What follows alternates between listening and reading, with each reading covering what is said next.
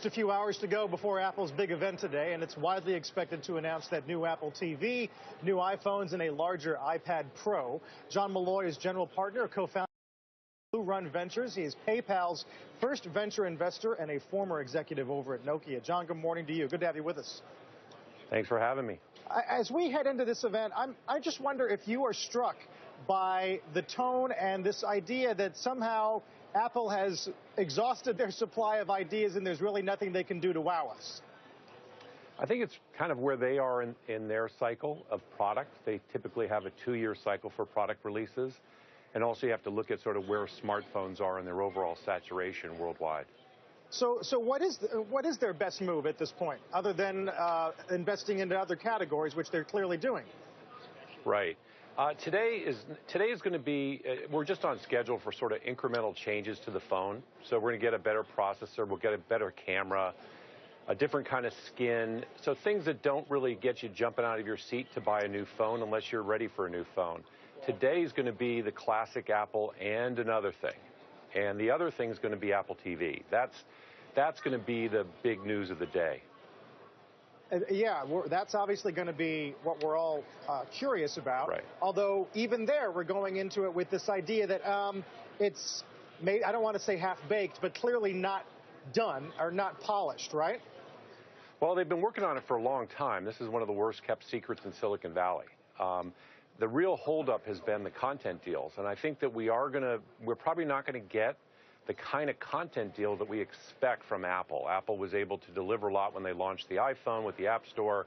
They were able to move the carriers. They were able to drive innovation. I think the content owners in the media industry have been more difficult for them. So I think that's probably where the disappointment's going to be. But the real thing that I'm excited about is actually gaming. I expect there to be some pretty interesting innovation around the handset.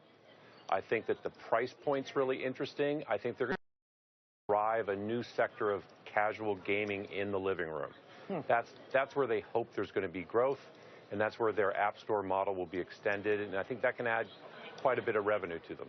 Yeah, I was going to ask you, John, about the App Store, because I'm looking at the list of companies that you have backed as a venture investor: PayPal, Waze, Topsy, Slide, Bitphone. I mean, what are your expectations in terms of the App Store and what that's going to do for Apple's profitability around new products like the TV?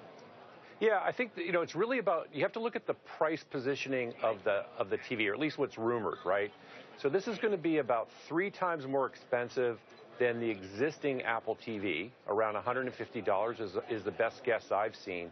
But that's a third of what the gaming platforms are. So gaming platform companies and players, hardcore players, I think they're going to underestimate what Apple's going to roll out. But regular people who Apple really touches with their unique, interface, their man-machine interface is always very good.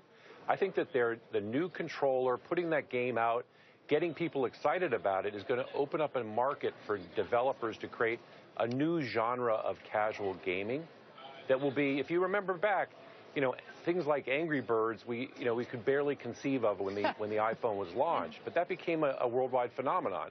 I think you're going to see a few really interesting games emerge in the next cycle once this new product platform for gaming, social gaming, and casual gaming gets released. Interesting. I would argue that's not been well telegraphed or talked about going into the event. Does it mean, on the flip side, negatives for Xbox or any other console maker?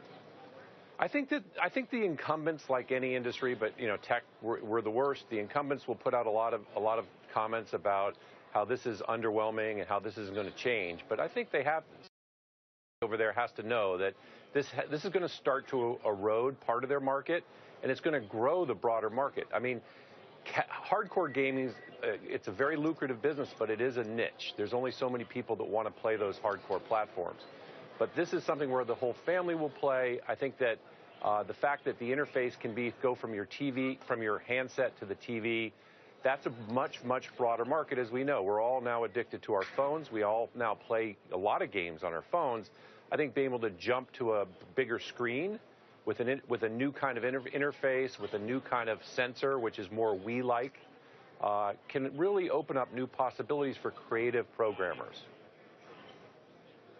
John, we're going to see what happens in San Francisco in a few moments. Really appreciate your time and insight. Thank you. All right. Thank you. John Malloy, general partner, co-founder of Blue Run Ventures.